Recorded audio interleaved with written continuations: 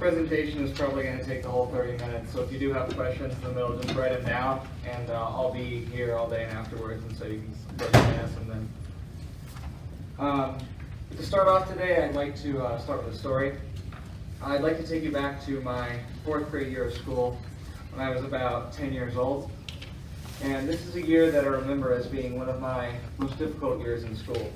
I had just moved schools from a local public elementary school to a magnet school that was a bit farther away because we thought it would fit me better. This new school definitely was a lot better in some areas. Was a lot better in some areas, but it brought with it a different set of problems. My difficulty with transition and the new environment was obvious in my 10-year-old self because I was having essentially daily meltdowns, social problems, you name it, I had trouble with it.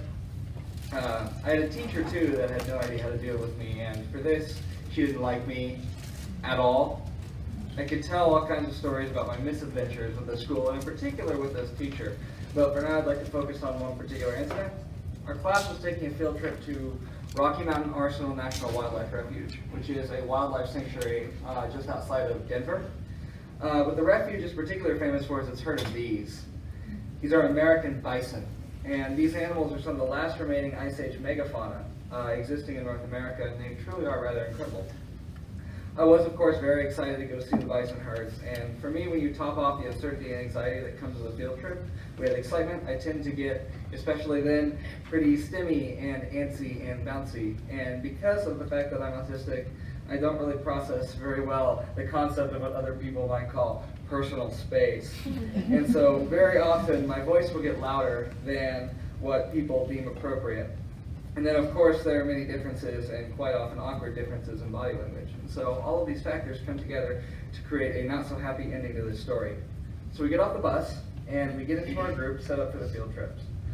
As I already stated, I was rather excited about this particular field trip, and apparently while enthusiastically trying to talk to someone, I got too close to them and I got in their face. And the details are a bit fuzzy because this happened quite a few years ago, but essentially my teacher didn't think this behavior, quote unquote, was appropriate, and not wanting to deal with me, she would put me back on the bus and called my parents to come pick me up. I did not possess the communicative abilities to try and explain, and even if I did, my teacher would not have listened, I guarantee it. Many autistic people will testify that they have found themselves many times in situations such as this, where they have been misinterpreted because someone didn't understand them from their own perspective. This leads to the following key observation. Autistic people are often viewed from within a holistic or neurotypical framework, and that word holistic, by the way, just means non-autistic, if you didn't already know. But they're viewed from in this holistic or neurotypical framework with assumptions and presumptions from a non-autistic perspective. For example, this is what would be the case if I did this, so this must be what's going on. Without heeding to the fact that differences in processing, that autistic people have differences in processing. And this leads many to view autistic people as simply being broken or defective neurotypicals. However, the truth is that autistic people are not simply defective non-autistics, but rather possess an entirely different neurological wiring that fundamentally affects the way we understand, sense, feel, and process the world. This key observation then leads to a rather compelling question if we are to make every effort to make the world more accessible for autistic people. How can non-autistic people learn to better understand autistics from within the correct perspective in order to make the world a better and more inclusive place for autistics? Before we go any further, though, I'd like to give a brief about me. My name is Quincy Hansen. I'm 17 years old. I'm from the Denver area in Colorado. I'm autistic, which is a good thing, because if I wasn't, I wouldn't be presenting right now. I've also been diagnosed with generalized anxiety disorder. In January of this year, I started my blog, Speaking of Autism, with an ellipsis at the end. That actually is part of my blog title. In the hopes that I can help people in my life better understand myself and perhaps other autistic people as well. My blog has grown far beyond my wildest expectations, and I'm now looking to further my goals of promoting autism understanding and acceptance. My blog can be found at speakingofautism.com, or you can find me on my Facebook page, Speaking of Autism Quincy Hansen, or on Twitter, I am at AutiSpeaking, all connected to the blog. Special interests of mine include, but are not limited to, insects, arachnids, keeping and breeding reptiles, and the band Metallica. I actually play bass guitar too. Before we move on, a quick disclaimer. The autism spectrum is broad, And so though my personal experiences will be relatable for many autistic people, they will not be everyone's experiences. I will include in this presentation many broad generalizations as well, but know that these will not represent everybody either. There's a blogger I really like named Jordan, and he writes a blog called Jordan's Rocky Journey. And he wrote a post recently about the importance of autistic advocates not claiming to be anything like the sole voice for autism. So I echo this sentiment and say that while I hope much of the information in this presentation is useful and it will be relatable to many, do not take it as an errant doctrine to apply to every autistic person equally. So I think the first important thing to address is, how are we to think about autism? I hope that after you've been at this conference all day, you do have some decent idea of what autism is. But how should we picture autism in a way that we can better understand to and relate to? One analogy I really like is that of operating systems. Here we have two different operating systems. One of them is Windows, the most popular operating system in the world, and the other is Linux, a somewhat obscure alternative operating system. I think it's useful to think about autism simply as a difference in operating systems. The brains of most people in the world are running Windows, but autistic people are running Linux. Now, no one would say that a computer running Linux is broken. Similarly, no one thinks that Linux is simply a buggy or a broken version of Windows. And so in this way, autistic people are not simply broken or defective non-autistics. We just run a different operating system. Continuing this analogy, if you were a piece of software to run on Windows, a Linux operating system would have a really hard time running that piece of software. If we existed in a world in which every piece of software was written only for Windows, then Linux users, and Mac users for that matter, would have a really hard time using their computers. This is the reason why autism is considered a disability, and I absolutely do consider it to be a disability. It's that the world, as it's currently coded, is designed to run on the operating systems of non-autistic people. So autistic people, of course, have trouble running this software because it was not designed with our operating system in mind. Therefore, autistic people are disabled by the fact that society is not set up to accommodate autistic people. But let's get more specific, shall we? On a more scientific level, autism is a neurodevelopmental difference. Scientifically speaking, autism affects the way neurons connect to other neurons. To be very specific, neurons in the brains of autistic people form more connections with other neurons, but these connections are less developed. Autistic brains are hyper-connected. Literally, we are wired differently. Despite this difference, though, you'll notice that essentially every single autism criteria in the DSM-5 starts with deficits in. Deficits in social reciprocity, deficits in this, deficits in that. You get the idea. But think back to our analogy about operating systems. Does anyone ever say that Linux has definite deficits in running .exe files because exe files coded for Windows won't run on it? Nobody says this. Because we recognize that they're different and therefore they need different file types to be run on them. Yet society, in particular the medical field, is caught up in this idea that autism is inherently a deficit, it's inherently bad, that the autistic way of doing things is inherently wrong, when in reality it's simply different. They're only deficits because the different needs of autistic people are not being accommodated, because the perspectives of autistic people are not being taken. Oh, I was supposed to click there. Sorry. There's a quote I really like from autistic advocate and blogger Emma Zurcher-Long. It says, "Autism is not a developmental delay, rather it's a different road entirely." This highlights the fact that it's easy to think about autism simply as a developmental delay, when in truth there's a lot more to it than that. The development of autistic people is different, yes, but it's not simply some universal delay. Understanding these facts, autistic people aren't just broken non-autistics loaded up with all kinds of deficits. It's the first step towards being able to understand how autistic people think, function, and process, so we can build a more inclusive and more accommodating world for autistic people. Because of the difference in the ways autistic people's brains are wired, autistic people do, of course, have a different way of perceiving the world in both a sensory and emotional way. One concept I really like that involves this fact is the intense world theory of autism. The intense world theory of autism attempts to reduce autism down to one simple thing: differences in sensory perception.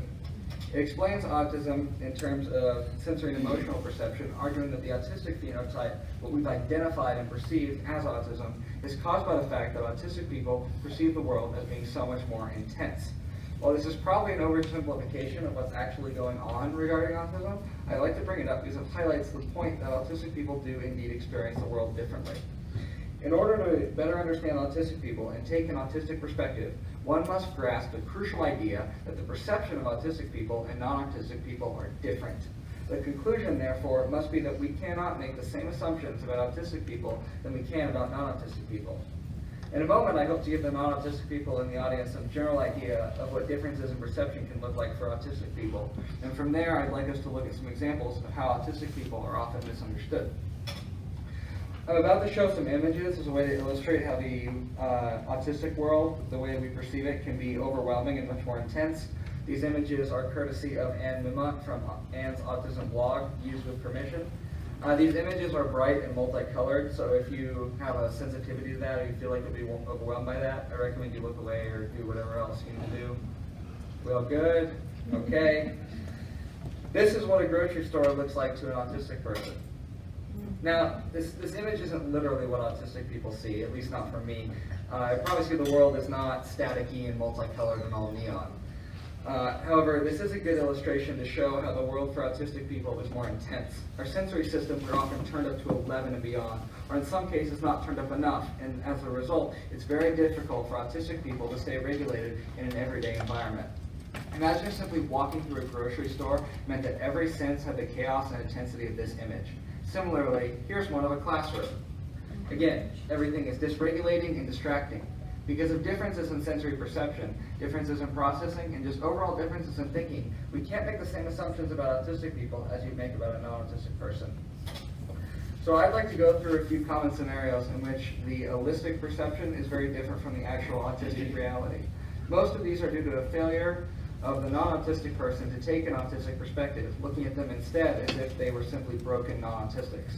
Putting themselves in the situation and saying, what would be my motivation if I was doing this, rather than taking the perspective of the autistic person themselves. Scenario 1. An autistic person won't look at me when I'm speaking to them, and they keep fidgeting.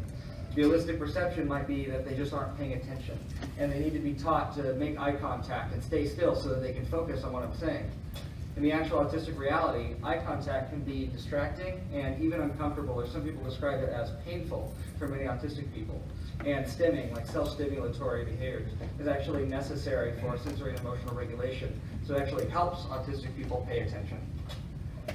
Scenario 2. An autistic child bolts off away from their parents seemingly at random times. The holistic perception might be that the kid is attention-seeking, or that they have no sense of danger, or even worse, that they're being non-compliant and intentionally defiant. In autistic reality, because of our differences in sensory perception, perhaps the environment was too overwhelming or underwhelming or even painful. It just wasn't meeting their sensory needs, and so in a sort of fight or flight response that you see a lot tuned up in autistic people, they bolt off. Scenario 3. An autistic person has a limited diet. The holistic perception might just be that they're a picky eater. They need to expand their palate. The reality is that a lot of autistic people have a limited diet because they're sensory eaters. They have a problem with the textures and the smells and the taste of a lot of foods, and so it becomes very overwhelming to eat a lot of foods, and as such that severely limits their food choice on a sensory basis. Last scenario is that an autistic person seems off or sneaky or being intentionally difficult. The holistic perception might be that the person is being manipulative, rude, or creepy, or disrespectful. In reality, atypical communication approaches and styles can often lead to misunderstanding because autistic people have a different way of communicating and have different body language and different sensory perceptions. Our communication styles are different, but that doesn't mean that they're necessarily off or creepy, because different doesn't always mean bad. So, as you can see, we mustn't simply make assumptions about autistic people without first understanding the unique autistic perception that's going on underneath. So now that the importance of taking the unique perspective of an autistic person has been stated, you're probably wondering how to get this perspective. One of the best ways is to ask a simple question. Why?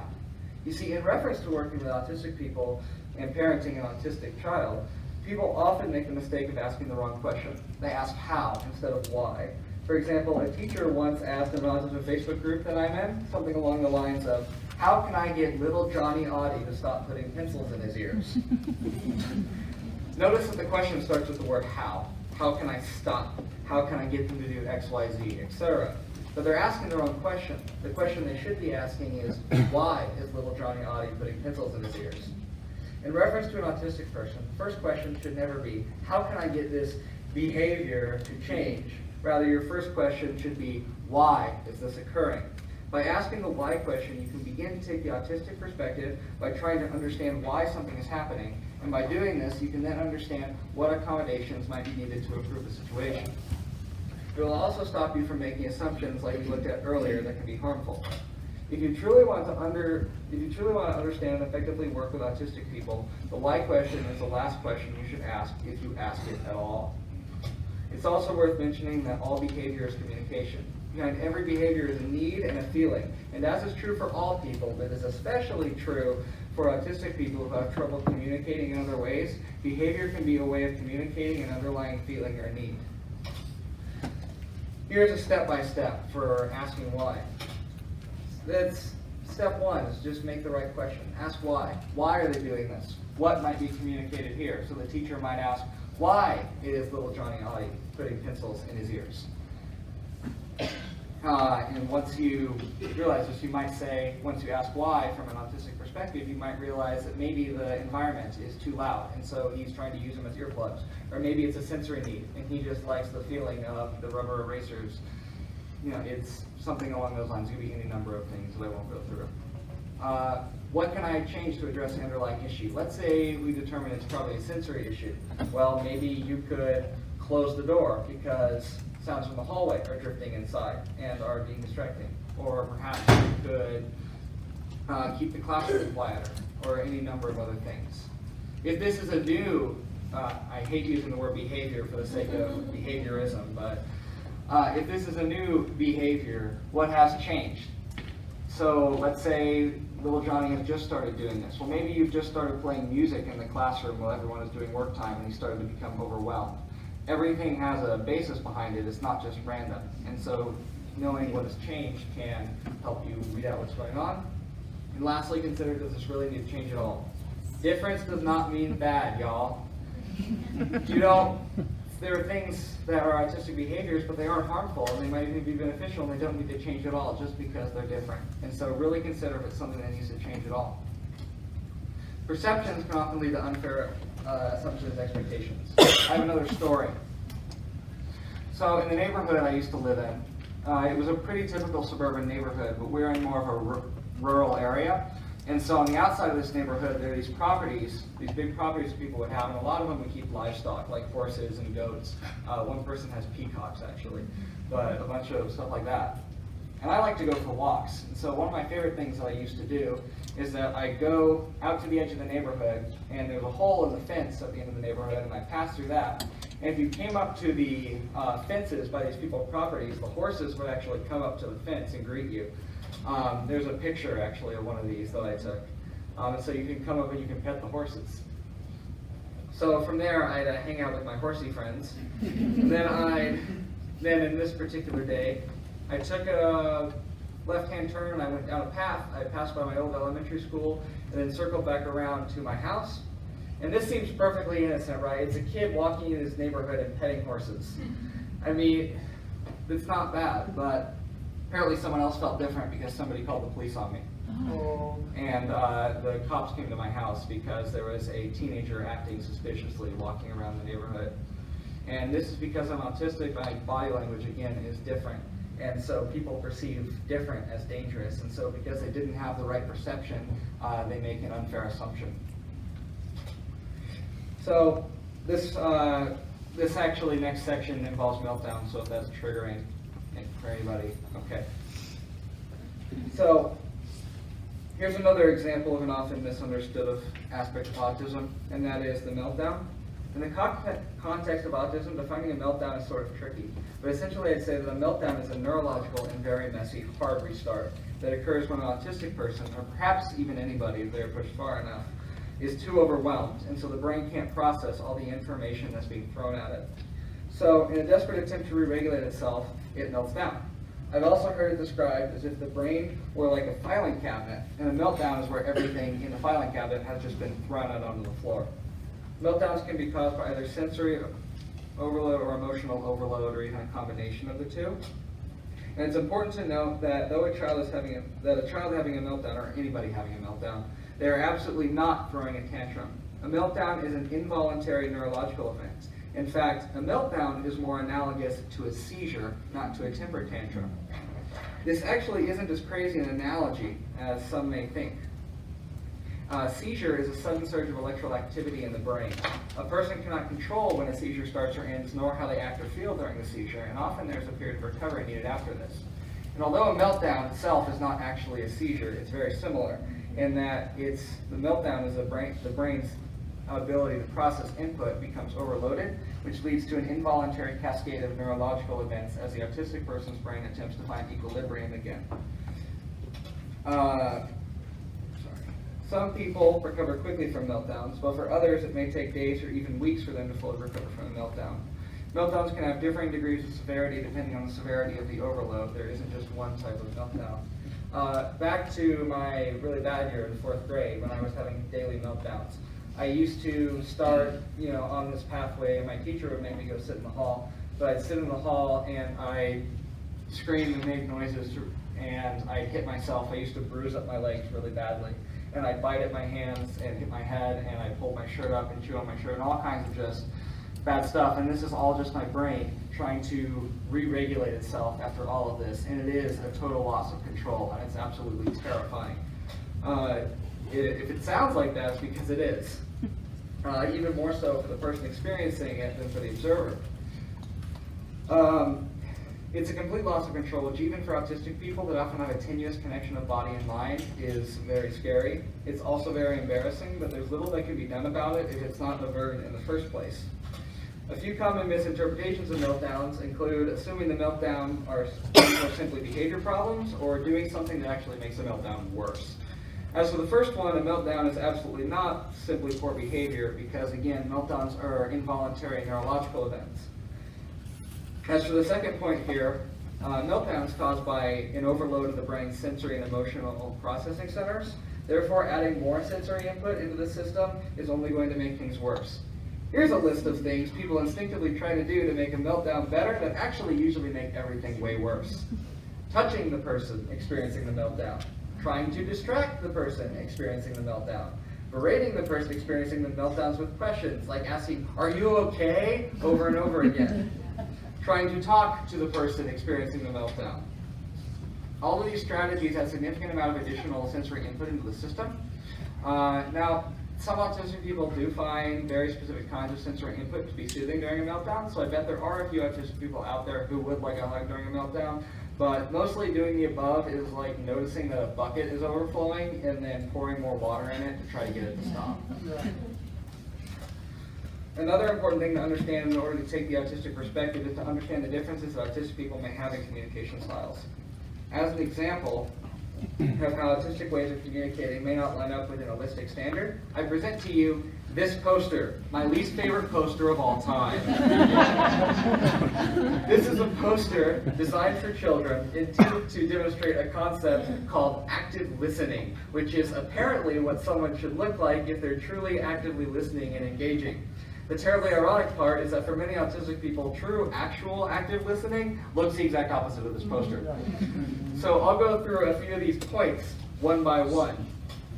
Eyes on speaker. Now, when I was a little kid and I saw posters like this hanging up, this one confused the hell out of me. And it's because, well, what do you listen with? You listen with your ears, right? And if you turn your head away from somebody when they're talking, your ear is actually closer to them. So in order to listen to someone, it makes sense not to look at them, but to turn your head away so that your ear is closer to them. You get the difference in perspective. But for many autistic people, and like autistic people, there's been a lot of eye tracking studies done. Our eyes tend to just be everywhere around the room to try to, our brain's naturally regulating itself. But trying to keep one's eyes on the speaker will actually impair listening, because you're putting focus towards this instead of listening. And I promise you that you can listen to someone without looking at them, and if you don't believe me, you can just shut your eyes for the rest of the presentation, you'll still hear me. Still bodies. So stemming, which is again self-stimulatory behaviors, are important for sensory and emotional regulation, and they can also be a way of communicating. And so in order to stay sensory regulated, which is necessary for listening, you have to keep all your senses regulated in your brain, and so stimming helps with that, and so still bodies can actually impair listening with autistic people. Appropriate comments and expressions. If you want to know why so many autistic people have social anxiety, it's because of expectations like this. What's defined as appropriate? Now, the problem here is that this is way too vague of an expectation, and autistic people often have trouble processing very vague expectations. And so what is defined as appropriate and what is not can be a very nebulous thing for a lot of autistic people that can be confusing. Inside voices. Autistic people may have trouble controlling their tone of voice and the volume of their voice. And so there's a quote that I can use for myself and I've heard other people say, and it's I can either think about my volume or listen to what you're saying, not both. Okay. So, sorry, that's moving on. We're good.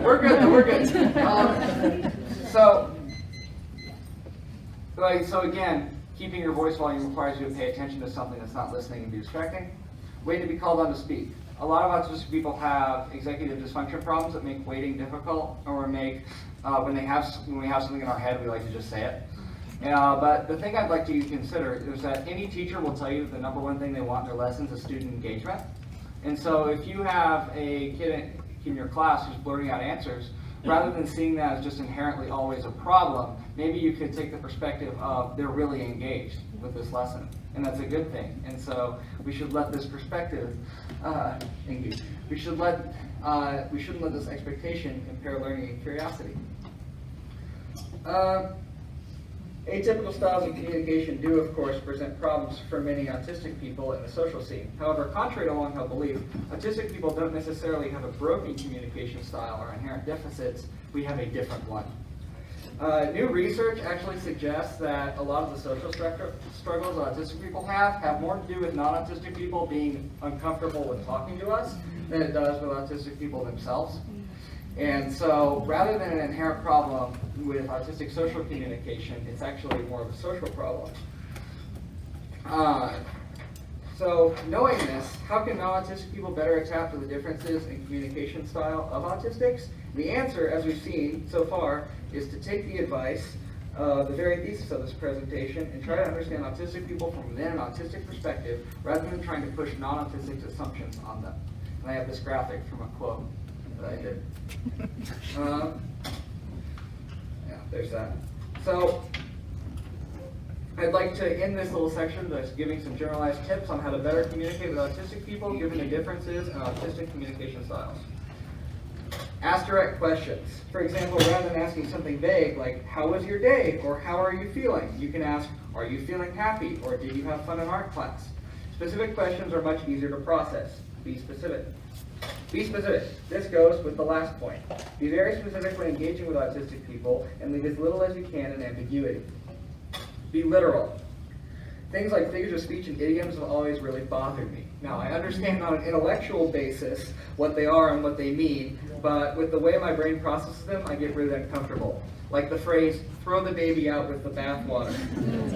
Other than the fact that this statement is complete nonsense. Now I'm fixated on babies being thrown out of windows, which is just not a good thing.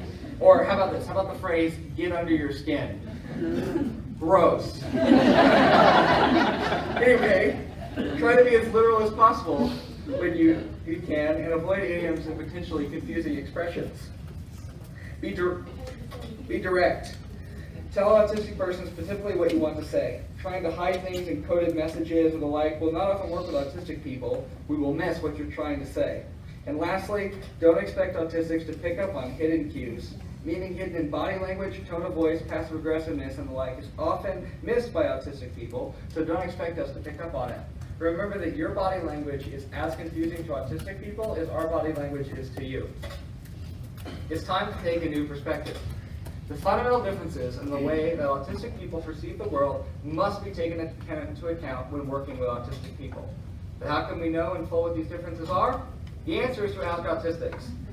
There's a hashtag on Twitter, hashtag asking autistics, where you can ask people, you can ask autistic adults that are in your community, in your workplace. I mean, you're at an autism conference full of autistic people.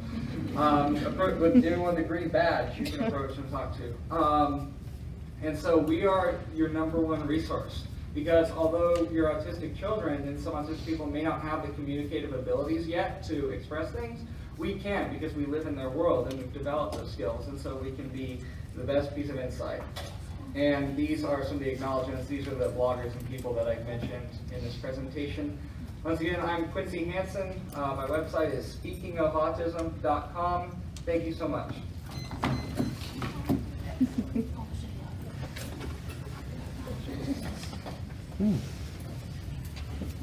you so much, Quincy.